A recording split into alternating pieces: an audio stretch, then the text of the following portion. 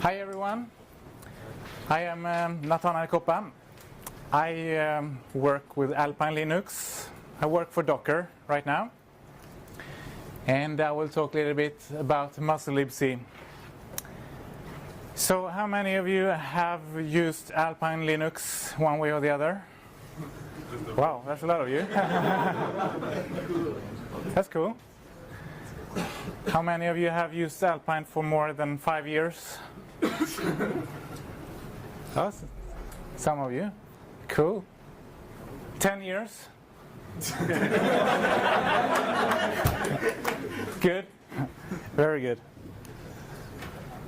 Okay. The screen looks nice, I see. So, a little bit about original design about Alpine Linux. It was designed to run without hard disk. That was the basic idea. So we boot up, install the system in RAM, memory, and you could take out the boot media if you wanted. That means that you want the system to be very small. You don't want to bloat the system. That was the original idea. So use cases was like firewalls, VPNs, and that. But nowadays it's very popular for containers. Docker for the win. How many of you use Docker? Good. Good.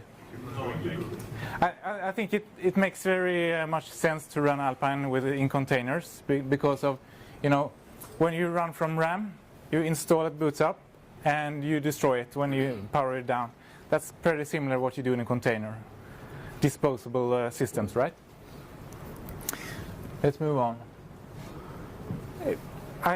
We started with the Gen 2, so we built Alpine with Gen 2 originally, and then we moved on to make it self-hosting. What's interesting is we use libc. How many is familiar with libc? Good. So we used that originally. BusyBox is a core thing. And in 2013 we had the last release with libc. At that time we had almost 3,000 ports, 2,800. I just move on. There were some problems with libc. They required some patches to get it upstream, patches upstream. We had at that time, I think, 39 patches, and we couldn't get them upstream. One important thing was the threading issue, libc. VLC crashed, or actually it hanged every time we exited due to threading implementation. It was not really fixable. So we thought we need to move on. Also the code base is really ugly, sorry to say that. But it's because it comes from Asian system glibc. So it was not really nice to work with. So we saw this musl libc thing. And on the website it says it's new, that's cool, it's lightweight, it's simple, and it's correct when it comes to security. So it matches pretty well with the goals with Alpine. There's an active development, clean, nice code base, stable ABI. libc doesn't have that. They also provide some sort of ABI compatibility with GNU libc. Actually, the Adobe Flash player works with musl libc in Alpine Linux, so it kind of works. So that was some of the nice things with musl libc. So of course there were some worries because not many distros has done this before, build a complete distro with musl libc. So how much would break was a big question. How much work was it to patch things? Would upstream accept patches? Important questions. It's not as mature as GNU libc, so how many hidden bugs are there that we didn't know about? We were worried about that, but switching to glibc was not really an option. So we decided to just jump. And how did it go? Surprisingly well. It's like, I think it's about 4% that was specific muscle based. We have more patches, but not many patches actually to make it work. Most of it just works. I just move on because of time. So some of the nice things with musl libc, experiences we had with musl libc, is that the code is very nice. We did some changes in musl libc, submitted patches upstream. Very nice to work with. Nice community. They try to be correct. Sometimes that can be a bit annoying because you just want to move on. You have a real world application that breaks and you ask them and say, hey, why don't we just, and they say, no, we don't. And it can be annoying, but in most cases that is actually good. And I am thankful to the musl community that they are strict with that. And an interesting thing I noticed, when we patch software to make it work with musl libc, almost always the code gets better. And I will show some experiences with that. And upstream, almost always will accept patches to support, because it's we send a patch, this breaks POSIX, and they will just accept it. There are few exceptions. Yeah. That's true. Systemd is one of them. So if you want to go this road, what do you need to watch out for? If you have an application that you want to build with musl libc, what are the things you need to watch out for?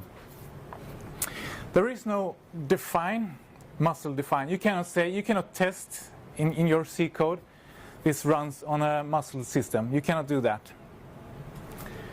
The default stack size is 80K. There are some extensions in print format strings. There is no lazy binding. And there is one very nasty thing there. If you want to print error messages and the DNS resolver. I will take them one by one. So there is no musl define. This is a patch from MISA. They got upstream. And they test, if you run, they did that before. If you run an Apple system, or if you run FreeBSD, NetBSD, OpenBSD, if you run Android, blah, blah, blah, then you do that like this. Imagine if there actually was a musl define. What do you think would happen with the code here?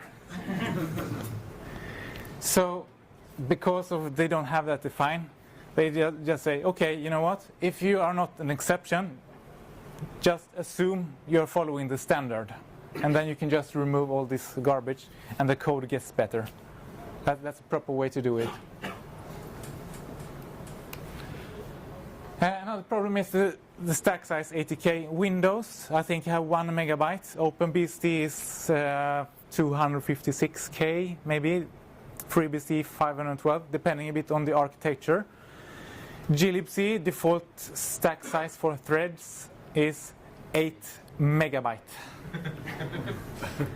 So if you spawn 10 threads in glibc system, it will just use 80 megabyte doing nothing. This one is actually the smallest one I know, default stack size. We had an interesting patch in Firefox. If you see at the out buffer, K out size, how big is that buffer that ends up in the stack? 128K. What do you think happened if you try to allocate 128K when you only have 80K? Goes boom. So Firefox started to crash, and this was the issue. When I searched the Bugzilla for Firefox, I actually found another bug on Windows, which has 1 megabyte stack size. They crashed for the same reason. So generally, you don't do that. You don't allocate 128K on the stack. just don't do it, you know. That's kind of stupid thing to do. So they accepted the patch. I think this went upstream. You don't see it, but they will allocate it on the heap instead.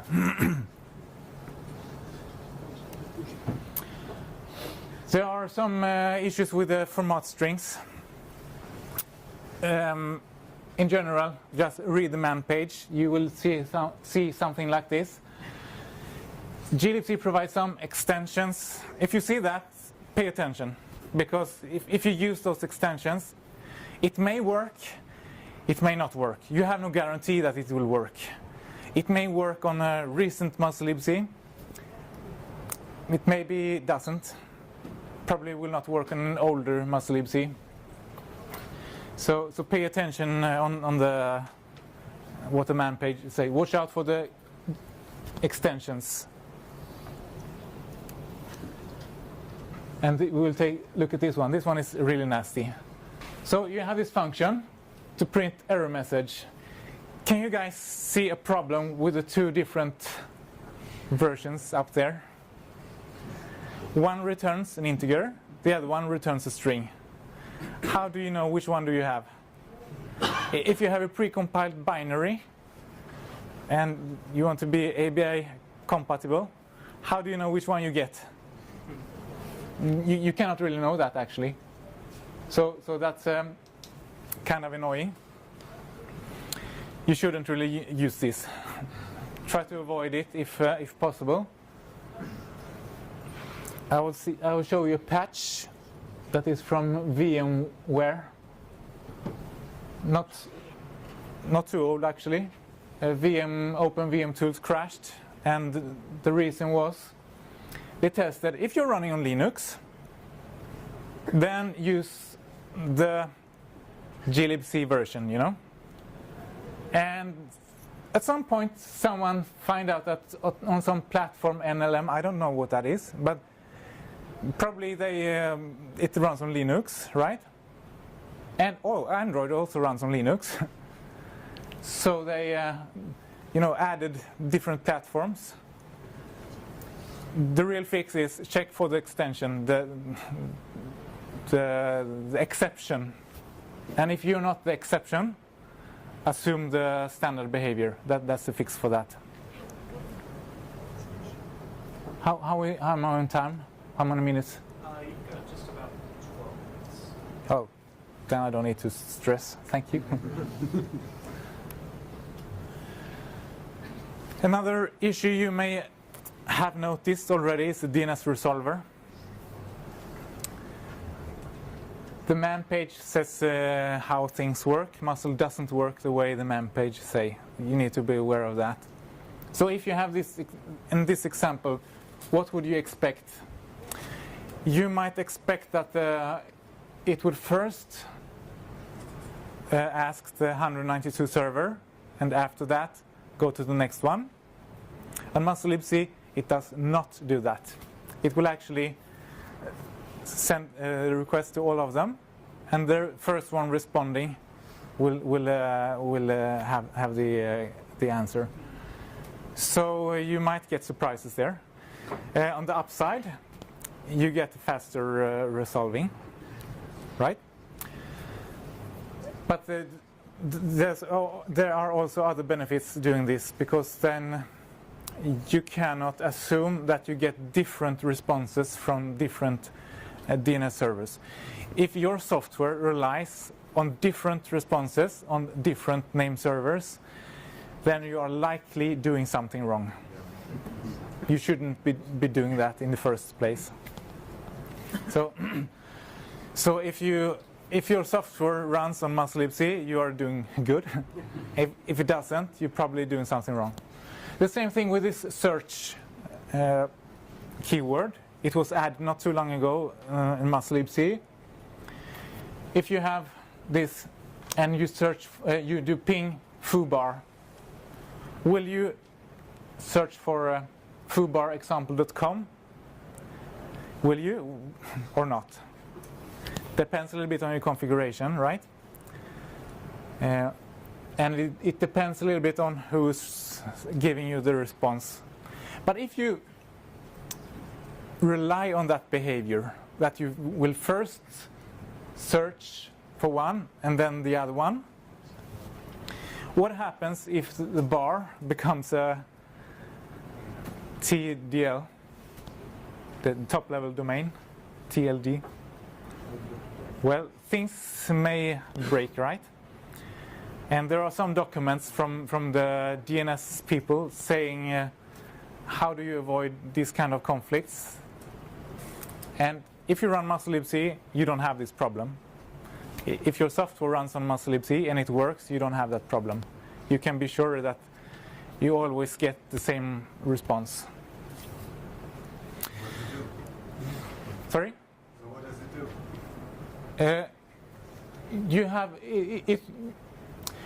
it will always only search for foobar. If you don't get response on that, it will not give you anything at all. So the search thing doesn't work. It doesn't really work. You can actually add an option, an opt. There is an option for it. You can do a configuration option, and then it will always only search for with the full name. So it will always add the suffix. It will not do both of them, either one of them.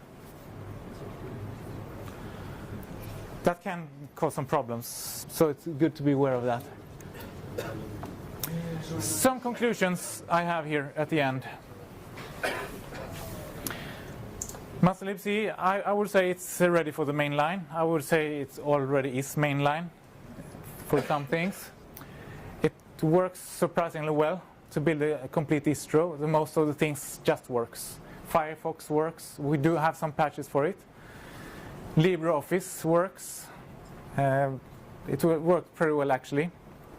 A lot of things works just out of the box. We have a Xen hypervisor working, built with the musl libc. QEMU works. We have a lot of things that just. OpenGDK also works. Sorry? OpenGDK also works. Open. JDK. JDK. Yes, works. Sort of, at least. And when you need to adjust your software, when you need to patch some software to make it work with musl libc, almost always the code ends up better. So that's a kind of nice thing, because it improves the overall code quality in the open source community. So my conclusion is musl libc is just awesome. Do we have any questions? Here we have many questions. Yes? Yeah, I think it's good to have more than one libc, but you said earlier glibc is not an option for Alpine. Why is it not? Because it was. Can you repeat the question? Why is glibc not an option for Alpine Linux? Back at that time, we were running from RAM. It was too big. Okay. It was just too big. We didn't want that big. And also, if we went to glibc, what different would Alpine be from others? You know, you could just run Ubuntu or Red Hat or whatever. You know. So yes. Is musl libc faster than glibc? Is musl libc Compare it to system performance? Because you say there's some threading issues with glibc and microlibc. Yes. Many differences and legacy. Yes, that's a good question. Is musl libc faster than glibc? Depends on your workload. Some things is faster, some things I expect is not. But I don't know really overall. Can you give an example of a workload on which it is fast? I don't know. I haven't done much. Does anybody know workload where musl libc is faster? Lots of dynamic linking. Lots of dynamic linking. Yeah, that's I believe that. There's a benchmark page, I think on the musl website, where they list a few functions and benchmark it with different libcs. I think there was also some sorting algorithms for musl that is faster. Yes, I don't know how up to date that is. I think it's pretty old, actually. But there are some. The main things that are known to be slow are the lack of highly optimized mem copy. Sorry. The main things known to be slow are a lack of highly optimized mem copy, which may Okay. make a difference somewhere. Okay. Yeah. If you Op- really care, use your own. Yes. Optimized mem copy can be the situation where it's slower. Yes. In your example here, you got rid of the reentrant version of stir error and just went with the non-reentrant one. Yes. That doesn't necessarily seem safe in some cases. Actually, it is reentrant. Even the This one, you mean? well, the one, yeah. Yes, it is. But the problem is that there are two different that are reentrant. Right. They are exactly the same thing, Right. but they just return different things. So you may end up with one with a POSIX version, or you may end up with a glibc version. Right. And in the patch, it's reentrant. Oh, I see. So it's it should be safe. Yeah. Thank you. Any more questions? Why did you forget the idea to only run in RAM? Ah, that's a good question. Because why we only run in RAM? Why you don't run anymore only in RAM? Why we don't? Why did you stop running only in RAM? Actually, we support that. We still support that. So the live CD will run from RAM. You can, in theory, boot up the live CD, take out the CD, and it will continue run. So it runs still from memory. But we support disks now as well, so you can install it on disk as well.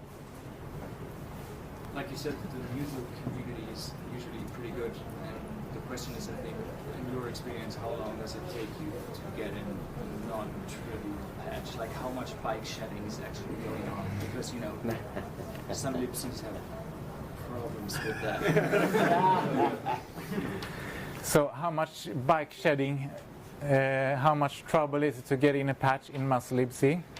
In my experience, well, the times when I needed a patch in musl libc, we had a specific problem. Then I have asked them, what do you guys think about that on IRC? And normally it's they who come up with a solution. And then I make the patch. That's the way they do it. So that has been not a big issue. The times where it can be issue is if you want to hack something, do something ugly, then they will say no, we don't want to do that. If you have a good reason for it, they might accept it. But normally it's not a big problem in my experience to get patches in there. Do we have more time? Yes, back in the back. You mentioned OpenJDK runs Soda with musl. Can you explain why you use Soda? I don't have much experience with OpenJDK, so I don't know really. I have heard that you need the dynamic linking, the lazy loading with that, which doesn't work. It's not supported with musl libc. It's not supported at all at this point. So you might get problems with it if you depend on that. But at least Hello World works. So the applications I have come into works. It may work, it may not. I don't know really. Are there better options for running Java with musl? The problem with Java is that Oracle provides precompiled binaries against glibc. So they only support that. If you try to do something else, it might work, it might not. You can probably pay Oracle to support musl libc, but you have to pay them. We had actually an issue with that. Someone asked for it, and the response was, you have to pay Oracle guys to do it. I run multiple applications on OpenJDK and Alpine, and doesn't have any problem so far. Actually, I didn't know that there's some problem. And there are also big complex applications like Alfresco, and it seems that it runs fine. So I think that it's not a big issue.